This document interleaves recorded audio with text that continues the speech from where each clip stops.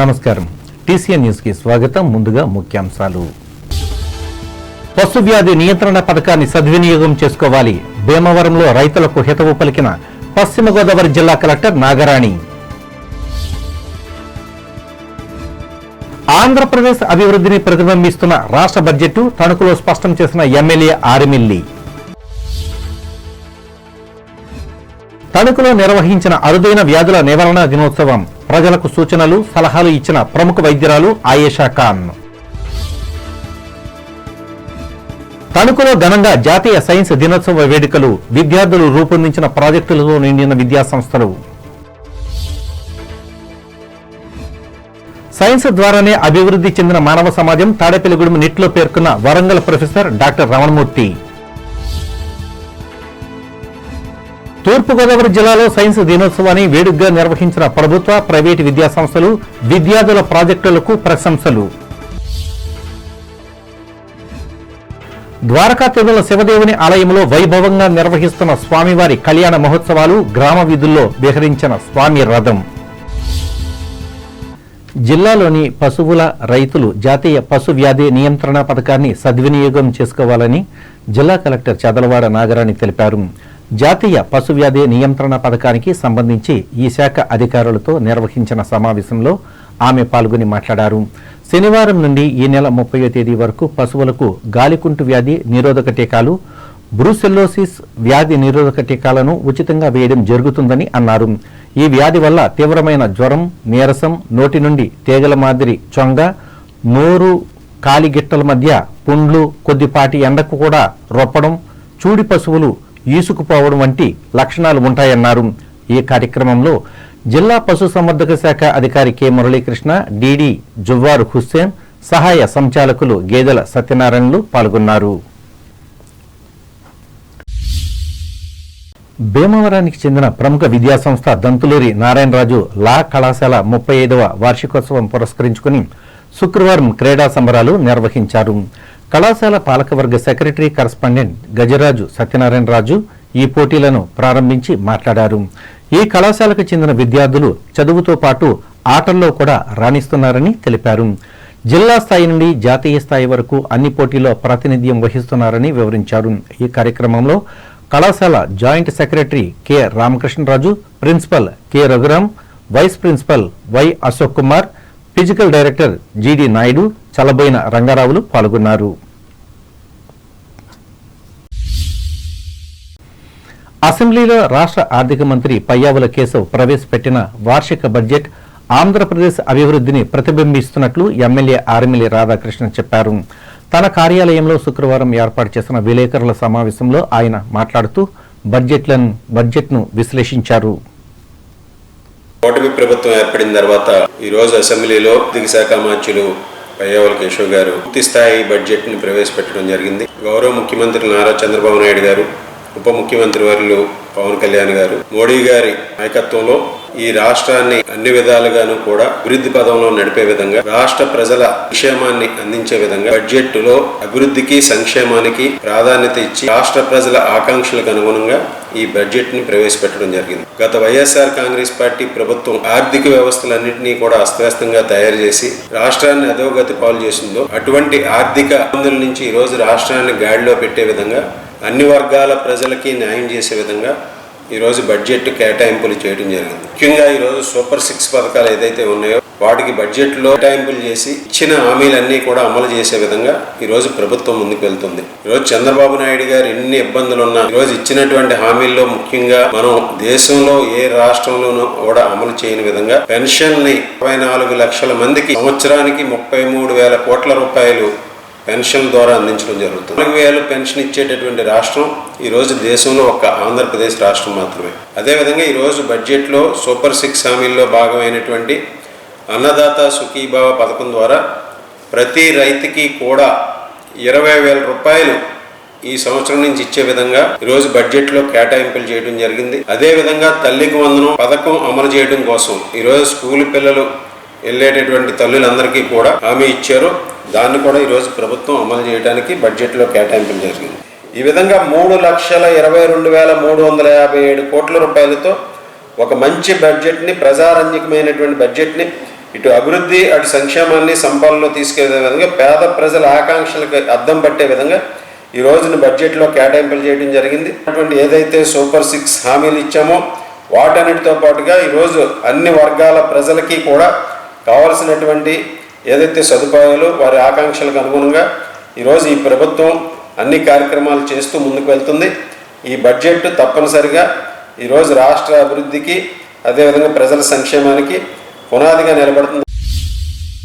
అరుదైన వ్యాధుల నివారణ దినోత్సవాన్ని తణుకులో శుక్రవారం వైద్యశాలలో నిర్వహించి అవగాహన కలిగించారు. ఈ సందర్భంగా TCN ప్రత్యేక కథనం అందిస్తుంది. అరుదుగా సంక్రమించే కొన్ని రకాల వ్యాధులతో ప్రాణగండం ఎప్పుడూ పొంచి ఉంటుంది. భూగోళ జనాభాలో 0.65% నుంచి 1% వరకు అరుదైన వ్యాధుల బారిన పడుతూ ఉంటారని ప్రపంచ ఆరోగ్య సంస్థ వెల్లడించింది. ఏమైనా వ్యాధుల్లో 80% జన్యులోపాల వల్ల సంక్రమించేవే. ఈ వ్యాధుల బారిన పడే వారిలో సగం మంది చిన్నారులే. వీరిలో 30% 5 ఏళ్ల వయసు వచ్చేలోపే మరణిస్తున్నారు. అరుదైన వ్యాధుల గురించి సామాన్య ప్రజానీకానికే కాదు వైద్యులకు కూడా అంతుపట్టనివి కూడా ఉంటున్నాయి.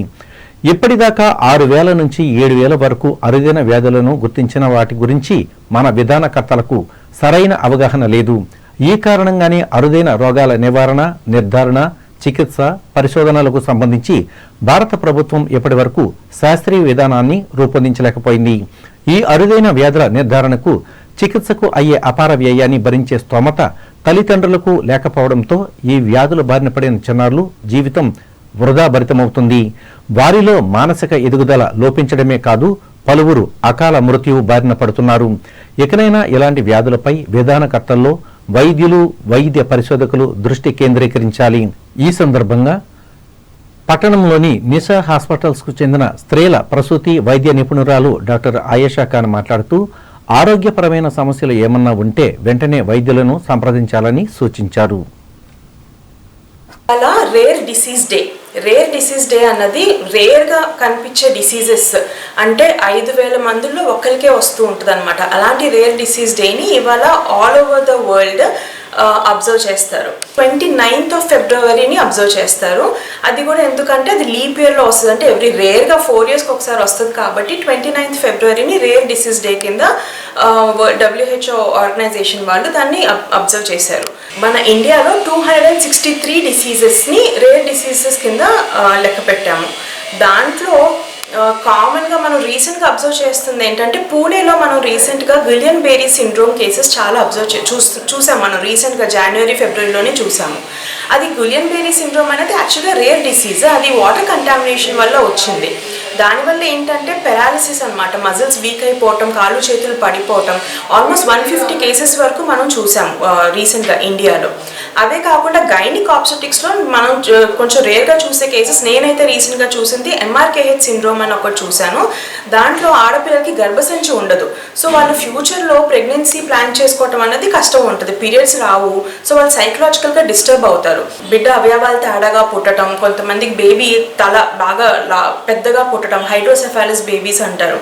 ఇవన్నీ కొంచెం జెనెటిక్ కండిషన్స్. యూజువల్గా మెడికల్ ఫ్రెటర్నిటీలో ట్రీట్మెంట్ అంటూ ఏముండదు, కాకపోతే సిమ్టమాటిక్ ట్రీట్మెంట్ చేస్తూ వాళ్ళని సొసైటీలో యాక్సెప్ట్ చేసుకుంటూ వాళ్ళని మన సొసైటీలో కలుపుకుంటూ ఎలాగ మనం ముందుకెళ్ళాలన్నది మనం కూర్చొని దాని గురించి రీసెర్చ్ చేయాలి అండ్ మనం డిస్కస్ చేయాలి దాని గురించి. అంటే మెడికల్ ఫీల్డ్లో ప్రతిదానికి ఆన్సర్స్ ఉండవు, ఎందుకు ఏంటి అనేది ఆన్సర్స్ ఉండవు. కాబట్టి అన్నిటికీ వాళ్ళని కౌన్సిల్ చేయటం మెయిన్ థింగ్. ఏంటంటే కౌన్సిలింగ్ చేయటం, వాళ్ళని మనం దాంట్లో ఇంక్లూడ్ చేసుకోవటం అన్నది మెయిన్ ఇంపార్టెంట్.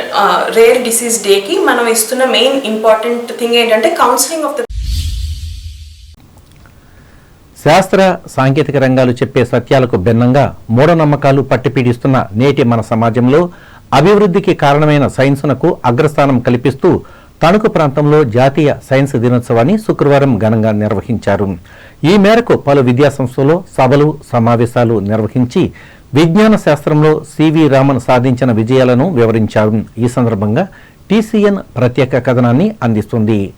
తమిళనాడులోని తిరుచిరపల్లిలో జన్మించిన సివి రామన్ 1928 ఫిబ్రవరి 28న యావత్తు విజ్ఞాన ప్రపంచాన్ని సంభ్రమాశ్చర్యానికి గురిచేశారు. న్యూ రేడియేషన్ పేరిట ఆనాడు ఆయన వెలువరించిన పరిశోధన గ్రంథానికి గుర్తింపుగా 1930 సంవత్సరంలో నోబెల్ పురస్కారం లభించింది. ఈ పరిశోధనే రామన్ ఎఫెక్ట్ పేరిట ప్రపంచ ప్రఖ్యాతి గంచింది. సివి రామన్కు నివాళిగా ఫిబ్రవరి 28న మనం జాతీయ విజ్ఞాన శాస్త్ర దినోత్సవాన్ని జరుపుకుంటున్నాము. సివి రామన్గా ప్రసిద్ధి చెందిన ఈయన అసలు పేరు చంద్రశేఖర్ వెంకటరామన్.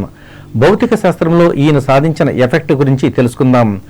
ఓడలో ప్రయాణిస్తున్నప్పుడు ఆకాశం, సముద్రం, నీరు రెండు నీలిరంగులో ఉండటాన్ని ఆసక్తితో గమనించారు. అప్పటిదాకా అందరూ అనుకుంటున్నట్లు సముద్రపు నీలిరంగు ప్రతిబింబంగా ఏర్పడడం కాదని, సముద్రపు నీటి గుండా కాంతి ప్రవహించేటప్పుడు కాంతి పరిక్షేపణం చెందడమే కారణమని ఊహించారు. దీనినే రామన్ ఎఫెక్ట్ గా పిలుస్తున్నారు. అతి తక్కువ ఖర్చుతో ఆయన రామన్ ఎఫెక్ట్ కనుగొనడంతో ప్రపంచ వ్యాప్త వ్యక్తిగా గుర్తింపు పొందారు. నిరంతర అధ్యయనంతో నూతన ఆవిష్కరణలకు అవకాశం ఉంటుందన్న రామన్ మాటలు నేటి యువత గుర్తుకు తెచ్చుకోవాలి. సృజన, ఆలోచన, విజ్ఞానంతో ప్రతి వ్యక్తి జీవితంలో రాణిస్తాడు.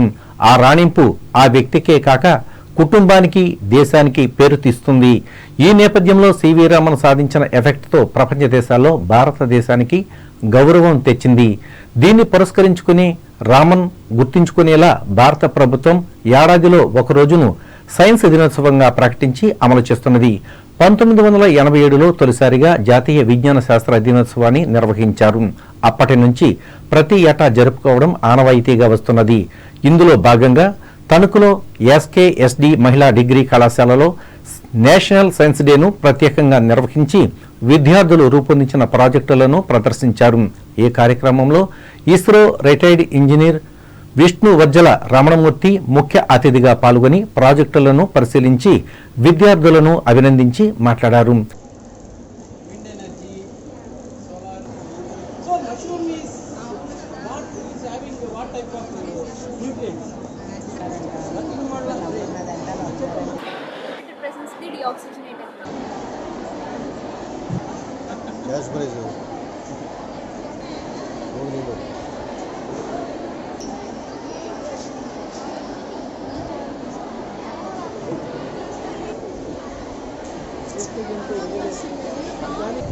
Okay, they did very nice thing.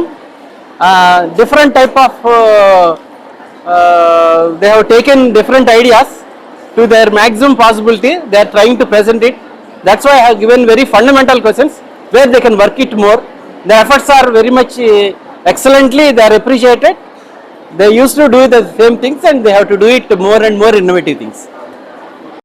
Principal U Lakshmi Sundaribai అధ్యక్షతన జరిగిన ఈ కార్యక్రమంలో secretary and correspondent Chitturi Satya Usharani, physics, chemistry, zoology విభాగాలకు చెందిన అధ్యాపకులు, అన్ని కోర్సుల విద్యార్థులు పాల్గొన్నారు. ఆంధ్రకేసరి టంగుటూరి ప్రకాశం పంతులు జిల్లా పరిషత్ ఉన్నత పాఠశాలలో నిర్వహించిన సభలో సివి రామన్ చిత్రపటానికి పూలమాలలు వేసి నివాళులు అర్పించారు. అనంతరం విద్యార్థులు రూపొందించిన ప్రాజెక్టులను అందుబాటులో ఉంచి అందరి అభినందనలు అందుకున్నారు. ప్రధాన ఉపాధ్యాయులు తాళబత్తుల రామకృష్ణ అధ్యక్షతన జరిగిన ఈ కార్యక్రమంలో సైన్స్ ఉపాధ్యాయులు, విద్యార్థులు పాల్గొన్నారు.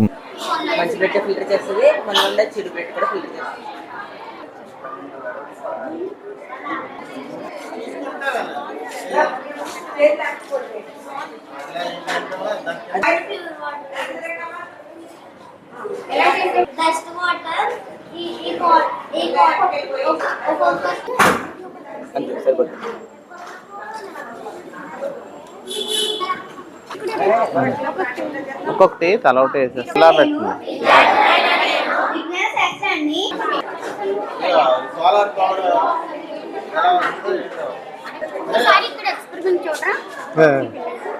జిల్లా పరిషత్ బాలురోన్నత పాఠశాలలో జరిగిన ఈ దినోత్సవంలో ఇదే అంశంపై నిర్వహించిన వివిధ సాంస్కృతిక పోటీలలో గెలుపొందిన విజేతలకు బహుమతులు అందించారు.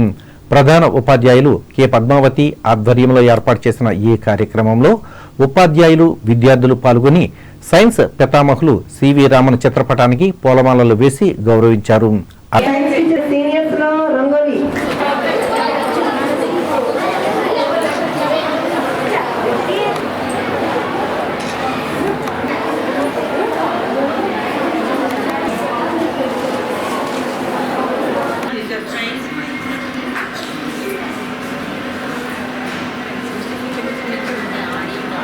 పిల్లలందరూ పోటీల్లో పాల్గొన్నటువంటి విద్యార్థులందరికీ కూడా ఇక్కడ ప్రైజులు ఉన్నాయి, ప్రైజులు తీసుకుంటారు.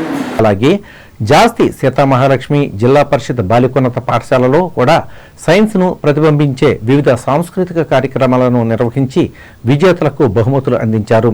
ప్రధానోపాధ్యాయులు తోట వరలక్ష్మి అధ్యక్షతన ఏర్పాటు చేసిన ఈ కార్యక్రమంలో భౌతిక జీవశాస్త్రాల ఉపాధ్యాయులు విద్యార్థులు పాల్గొన్నారు.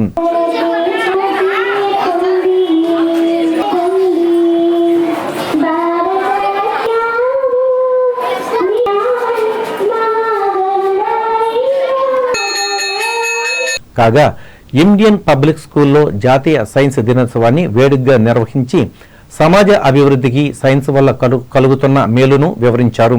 ముఖ్యంగా విద్యార్థులు తమ ప్రతిభతో రూపొందించిన ప్రాజెక్టులను ప్రదర్శించి ప్రశంసలు అందుకున్నారు. స్కూలు వ్యవస్థాపకులు కరస్పాండెంట్ డాక్టర్ హుస్సేన్ అహ్మద్ పర్యవేక్షణలో నిర్వహించిన ఈ శాస్త్ర విజ్ఞాన కార్యక్రమంలో స్కూల్ డైరెక్టర్ షాహిదా బేగం, ఉపాధ్యాయులు ఎం సుబ్బారావులు మాట్లాడారు.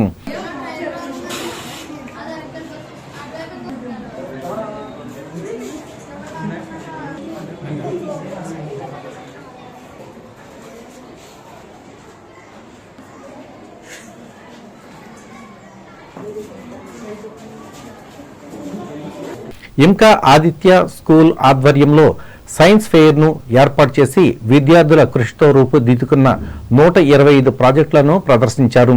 వీటిని తిలకించేందుకు మిగిలిన విద్యార్థులతో పాటు తల్లిదండ్రులు, స్థానిక ప్రముఖులు స్కూలుకు విచ్చేసి అభినందించారు. సంస్థ డైరెక్టర్ గురుజు ఆదిశేషు అధ్యక్షతన జరిగిన ఈ కార్యక్రమంలో అకాడమిక్ డైరెక్టర్ గురుజు రమాకాంత్, ఉపాధ్యాయులు పాల్గొన్నారు. ఇంకా విరించి స్కూల్లో కూడా సైన్స్ దినోత్సవాన్ని నిర్వహించి విద్యార్థులు రూపొందించిన ప్రాజెక్టులను ప్రదర్శించారు. వీటిని ఉపాధ్యాయులు, తల్లిదండ్రులు పరిశీలించి ప్రతిభను కనబరిచిన విద్యార్థులను అభినందించారు. School secretary and correspondent B Pooja అధ్యక్షతన జరిగిన ఈ కార్యక్రమంలో ఎం సతీష్లు పాల్గొన్నారు.